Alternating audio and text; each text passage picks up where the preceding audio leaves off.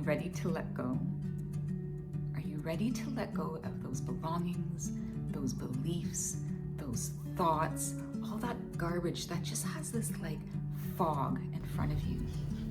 You're walking through life feeling heavy and you just can't see clearly. And every now and then there's this opening and things just make sense. But then again, there's this fog and you can't seem to get rid of it.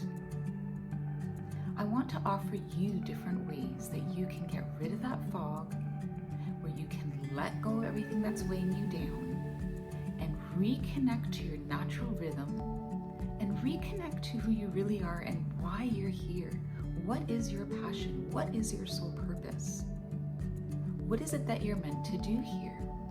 Because with all that life clutter and external distractions and past experiences, it makes it hard to see clearly. So that's why I created this channel, to inspire you, give you different points of view, give you different tools and strategies that go beyond the psychology world.